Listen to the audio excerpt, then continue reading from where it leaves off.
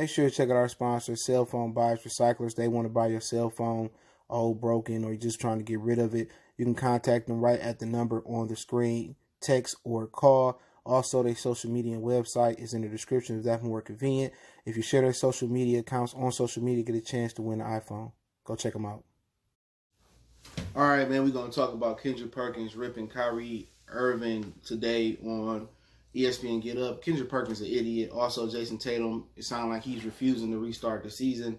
I'll explain that. But also, let's talk about how Disney World going to look and the resort is going to look in the accommodation and amenities that the league is laying out for the NBA players and teams that will be there in Orlando for the restart. There's 22 teams expected to be there.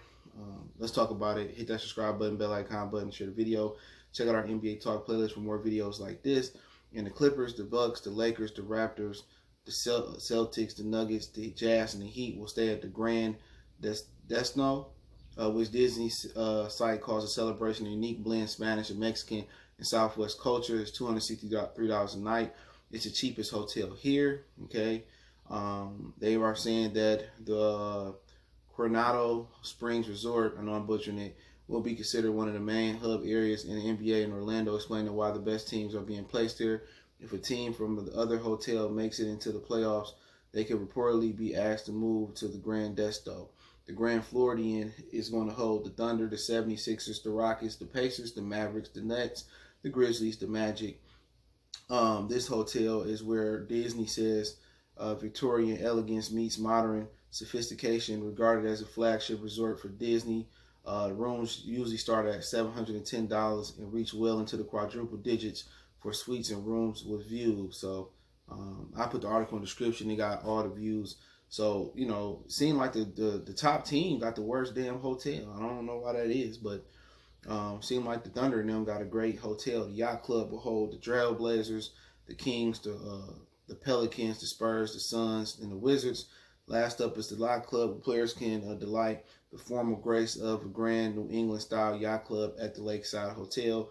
Room rates start at $487. There's a significant drawback here, however, as the resort shares many amenities. The Beach Club is one of the many properties Disney plans to reopen June 22nd. That could maintaining the bubble a little bit more tricky than you want.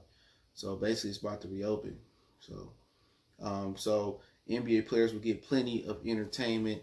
So where NBA players will be staying while Disney World, but what will they be doing? Not playing games has also been reported. Shams say pretty much every hotel amenity will be there at their disposal, plus movie nights, outdoor entertainment, ability to attend other games at the ESPN Wide World of Sports Complex per Los Angeles Times. Dan Wookie, whatever his name is. Players could also get a special access to Disney parks plus golf, bowling, and fishing. So, you know, he goes on to say the hotel amenities.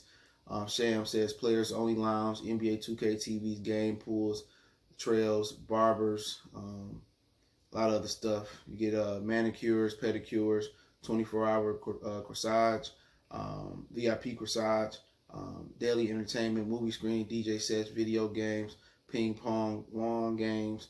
Players can attend other games. Each team will have, this is Chris Hayne, access to a designated Disney culinary team who will help create individualized team support team dietary needs to ensure the health and safety guidelines are followed. Players will receive 3 meals per day and 4 meals per day on game days. So as far as the playing out the season in total isolation, it seems like the NBA could have done worse. Each team will reportedly have 35-person traveling party of players, coaches, trainers, and miscellaneous staff. Players who leave the campus without permission will face a 10 or 14-day quarantine and pay cut. So they also started out a hotline. So if you know anybody breaking the rules, that you can call that hotline. You know, you can snitch on, a trainer, you can snitch on the player, you can snitch on the coach. So pretty much, man, these dudes going to be basically in an all-boys camp resort, an all-boys school for the remainder, you know what I'm saying? So dudes that like to get pussy, it's over with for them. You know what I'm saying? People saying, oh, you can't go with 2 months without getting some. I can see that from a female. But when a guy say that, I kind of look at them funny. I look at them probably as a virgin or don't have a woman. You know, as a man, it's hard to go 2 months with lotion and Vaseline. You know, especially when you've been hitting for a while during the coronavirus. Well, they got their sex in, you know, while they was at the while they was in quarantine. But shit, you can get all the sex you want to. But you talking about going from July, August, September, October without no cooch. That's crazy. But also, I think that they put those higher level teams at the cheapest hotel because they figured that the Thunder tier and then the Trailblazers and Spurs tier, they won't be there that long. You know what I'm saying? So in the long run, they saving money by keeping the top teams at the cheapest hotel because they're gonna be there for the long run. Those them other teams that ain't gonna be there for long, you know, they pay a high hotel fee for them because they're gonna be gone pretty soon. You know, we know in the NBA truly it's only 2 or 3, 4 teams at the most that can win a championship. You're looking at the Lakers, you look at the Clippers, you look at the Bucks. If you want to say the Heat or the Philadelphia 76ers, those are the only 4 or 5 teams that got a chance to make it to the championship. Let's just keep it 100. The NBA sucks at parity. It always sucked at parity. You look at the 80s, the Lakers, the Celtics dominated the 80s. The Bulls dominated the 90s. The early 2000s was dominated by the Lakers and the Spurs. So there's never been any parity in the NBA. It's because they took out the 5-game series in the first round. They're talking about 7-7, 7-7. It's all about money. And this whole thing about keeping them at Disney World is all about money. You know what I'm saying? They value money over people's safety and people's lives. And that's what the U.S. economy is about. That's why money is the root of all evil. You know, but that's how you can look at that. You know, at the end of the day, a lot of people going to watch regardless. But, you know, it'd be some people that don't watch. The NBA ratings, it was terrible last year. So you telling me that if the world opened back up, more people going to go outside and be partying and celebrating. And like I said before, I don't expect this product to be good. The NBA product ain't even good no more to begin with. Let's just keep it 100. The NBA product sucked. And anybody that grew up watching the NBA in the 80s, the 90s, in the early 2000s, you can tell them in the comment section that I'm not lying. But you know, to be honest, man, hopefully it go good. Hopefully nobody get hurt or none of that situation. But let's talk a little bit about Jayson Tatum. Jayson Tatum says that he ain't probably gonna play because, you know, he up for a max contract and he want some insurance, some bubble insurance, and it don't seem like the NBA is gonna budge on that. So he want to get his $22, $23 million a year. So he might not show up because he might get injured and not get his contract. So they may not accommodate him with bubble insurance. So I ain't mad at him. You know, if you don't want to play, you don't want to play. You want to protect your interests and protect your money, and you won't lose no money out this situation, don't play. And his teammates can look at him funny all you want to. If we win the championship, all people gonna do is say it don't count. You know what I'm saying? So players that don't want to play, I ain't mad at them. You know what I'm saying? Because people gonna say, oh man, this don't count. If LeBron win it, people gonna say it's the greatest thing in sliced bread. If anybody else win it, it's not gonna count. Straight up and down. So Jayson Tatum understands that money more important than going out here winning the title. That if I win, it's gonna look down upon. It's gonna be, you know, diminished.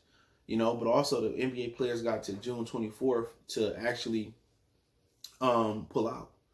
So he got to make the June 24th. If you pull out after June 24th, they're gonna dock you money. So like I did a video yesterday, they said they're not forcing no players to play, and that's on wax. You never know what's going on behind the scenes.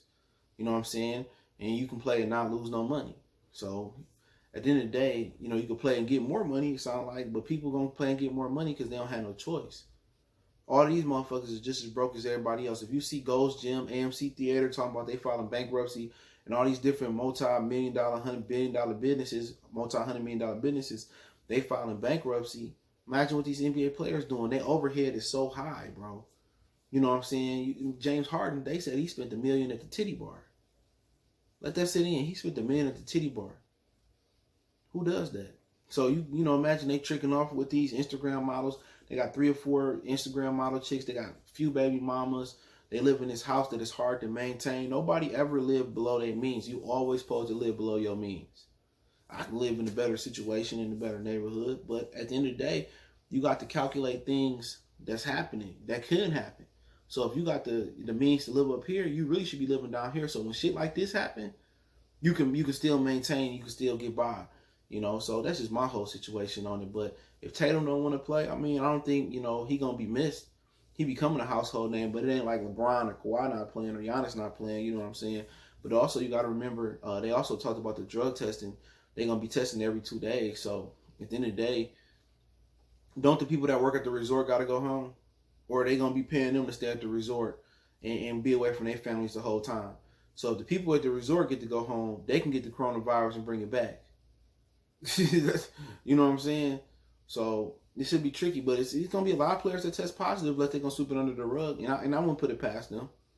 You know, several Texans and Cowboys that just tested positive for the COVID-19. You know what I'm saying? So, you know, that's going to be something. You're going to see a lot of people that's going to be denied in the bubble when the testing gets started if they honestly testing them. You know, but also you're going to get fined if you leave the bubble, and you're going to have to quarantine for 10 or 14 days. So if it's reported that you left the bubble and they find out you left the bubble and you're in the middle of Game 7 of the Western Conference Finals, come on, you're going to have to be gone. So we'll see if they stick by their guns, stick by their word on some of these, you know, fines and some of this bubble stuff that they doing. But, you know, you see they got the DJs and stuff, but it just seemed like it's about to be a big-ass bromance. And I know they want to accommodate some Instagram models up in there, see if Adam Silver can make that happen. You know, but hey, let me know what you guys think about that. But, yeah, Kendrick Perkins, I don't watch ESPN. I've seen this on TMZ. I only watch it if it's a sport on I want to watch. Last night I watched it for boxing. Other than that, I'm on Disney Plus, Netflix, or I'm on my Fire Stick. But he blasted Kyrie Irving. It's been personal. You know, he got mad because Kyrie didn't want to be in Boston, and he found his way out of Boston and didn't return. And Kendrick Perkins is acting like he a Boston all-time great. I can see if it was Larry Bird, Bill Russell, even Paul Pierce kind of looking down on Kyrie Irving and getting mad because he didn't want to stay. And he alienated himself from the team. And that's his opinion, right? That's Kyrie's perspective. You know, I think he a weird dude, and I think, you know, I really don't agree with a lot of things he's doing and saying. But he sit here and he making it personal. You know what I'm saying? Everything Kendrick Perkins now, this is what happened when you give the wrong person the platform. He making it personal with Kevin Durant. He making it personal with Kyrie Irving. If that was me personally, him and Whitlock, I'd have been sent some goons from Detroit to go upside their head. You I'd have been put that bag on their head, straight up and down. They go get stumped out. It wouldn't even be no second guessing.